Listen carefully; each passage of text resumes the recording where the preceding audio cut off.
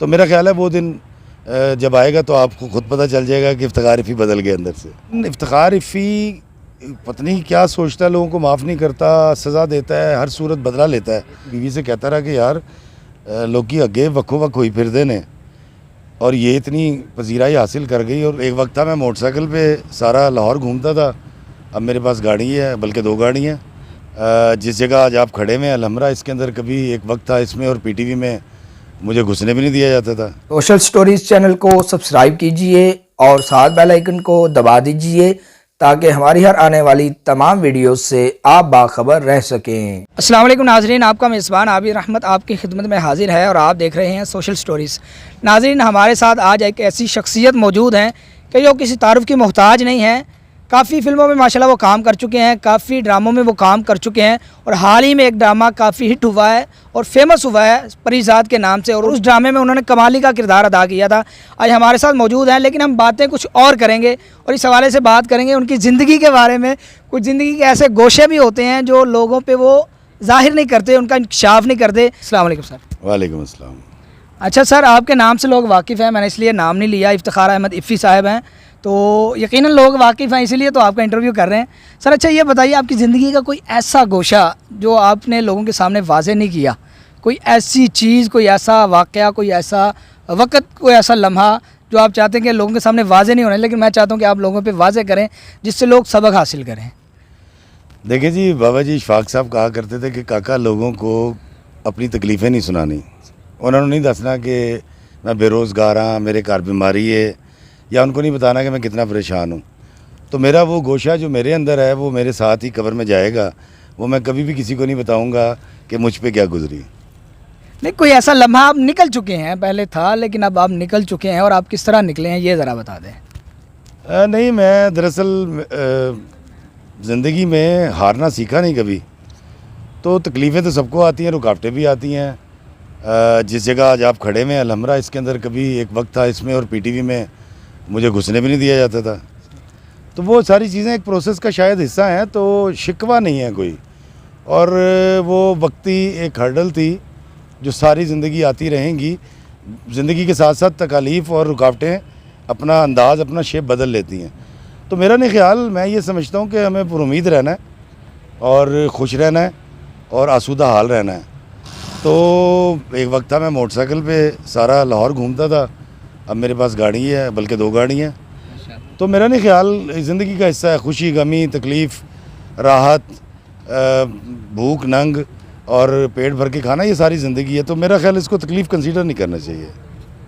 اچھا, آپ کی ماشاءاللہ 2 نظمیں ایسی ہیں, ویسے تو بے شمار ہوں گی, یقینی بات ہے, لیکن ایسی ہیں جو ہر طبقے میں معروف ہیں. دینی طبقہ ہے یا کوئی اور طبقہ ہے, بڑی پڑھی جاتی ہیں اور لوگ لکھتے بھی ہیں, وائرل بھی ہیں ماشاءاللہ, اور باقاعدہ نظموں کی صورت میں اور سوز کے ساتھ وہ پڑھی گئی ہیں. ایک تو نظم یہ ہے کہ میں محبت میں انائیں چھوڑ دیتا ہوں, یہ کیا سوچ کے آپ نے لکھی تھی؟ دیکھیں جی, پہلی بات تو یہ ہے کہ کیونکہ میں چاہتا ہوں کہ میں جب مروں تو لوگ یہ کہیں کہ افتخار افی نے ساری زندگی مثبت کانٹینٹ کریٹ کیا ہے, کوئی خوشی اور راحت کی بات کی ہے. تو میں نے ایک کلام سنا تھا, بڑا مشہور شاعر کا کلام ہے, تو اس میں تھا چھوڑنے کی بات تھی. تو میں بہت پریشان رہا 3-4 مہینے, اور میں اپنی بیوی سے کہتا رہا کہ یار لوگی اگے وکھو وکھ ہوئی پھردے نے, اور یہ اتنی پذیرائی حاصل کر گئی, اور یہ ہے کہ میں چھوڑ دیتا ہوں تو چھوڑ دیتا ہوں. تو بابے نے تو دسیا کہ چھڈنا نہیں کسی نو, رابطہ بحال رکھنا ہے. تو وہ 3-4 مہینے میرے ذہن میں چلا, اور پھر اللہ تعالیٰ نے عطا کی, اور وہ یہ تھی کہ میں لوگوں سے محبت میں انائیں چھوڑ دیتا ہوں, وفائیں یاد رکھتا ہوں, جفائیں چھوڑ دیتا ہوں, کھلے رکھتا ہوں دل کے راستے, ناراض لوگوں پہ میں واپس آنے والوں کی خطائیں چھوڑ دیتا ہوں, اور میں سب لوگوں سے ملتا ہوں, ادب سے بات کرتا ہوں, یہ شہرت اور بلندی کی ہوائیں چھوڑ دیتا ہوں. تکبر شور کرتا ہے, کرو تذلیل لوگوں کی, میں اپنے نفس کی ساری صدائیں چھوڑ دیتا ہوں, اور کوئی دل کو دکھائے مسکرا کے بات کرتا ہوں, نبی کو یاد رکھتا ہوں, خطائیں چھوڑ دیتا ہوں. تو میرے ذہن میں آقا دو جہاں سرکار مدینہ کا وہ فرمان تھا کہ ہمیں معاف کرنا ہے, تو اسی کو بنیاد بنا کر میں نے پھر یہ لکھا. تو ایک اور آپ کی نظم کافی وائرل ہے, کسی بشر کی 1000 خامیں جو دیکھو, تو یہ کیا سوچ کے آپ نے لکھی تھی؟ دیکھیں جی اللہ تعالیٰ ستار العیوب ہے، اور وہ قرآن میں جہاں ہمیں یہ بتاتا ہے کہ ہم نے کیا کرنا ہے اور کیا نہیں کرنا، وہاں وہ معاف کرنے کی بات کرتا ہے. لیکن افتخار عفی پتہ نہیں کیا سوچتا ہے، لوگوں کو معاف نہیں کرتا، سزا دیتا ہے، ہر صورت بدلہ لیتا ہے. تو میرے ذہن میں یہ تھی کہ یار لوگوں کو اس طرف راغب کیا جائے کہ یار معافی بھی ایک چیز ہوتی ہے. تو اس کو سوچ کے میں نے لکھا کہ کسی بشر میں ہزار خامی، اگر جو دیکھو تو چپ ہی رہنا. کسی بشر کا جو راز پاؤ یا عیب دیکھو تو چپ ہی رہنا. اگر منادی کو لوگ آئیں تمہیں کرے دیں، تمہیں منائیں، تمہاری ہستی کے گیت گائیں، تمہیں کہیں کہ بشر میں دیکھی برائیوں کو بیان کر دو تو چپ ہی رہنا. جواز یہ ہے، دلیل یہ ہے، ضعیف لمحوں کی لغزشوں کو، حرام نعتوں کی قربتوں کو، ہماری ساری خباثتوں کو، ہماری ساری حماقتوں کو وہ جانتا ہے، وہ دیکھتا ہے، مگر وہ چپ ہے. اگر وہ چپ ہے تو میری مانو وہ کہہ رہا ہے کہ چپ ہی رہنا. بہت شکریہ جی، اللہ آپ کو اجر عظیم سے نوازے، اور آپ نے ہمیں وقت دیا اور اپنی 2 خوبصورت نظمیں جو وائرل ہیں وہ سنائیں، اور اسی طرح ان کے پیچھے جو وجہ بنی وہ لکھنے کی وہ بھی آپ نے بتا دی ہیں، اور میں سمجھتا ہوں شاید ہی آپ نے کہیں یہ بتائی ہوں گی، اور یقیناً شاید بتائی ہوں گی. لیکن میں یہ سمجھتا ہوں کہ یہ سوال میرا کرنا بنتا تھا. ایک آخری یہ سوال ہے کہ آپ کو یہ پتہ تھا کہ یہ دونوں نظمیں آپ کی وائرل ہو جائیں گی؟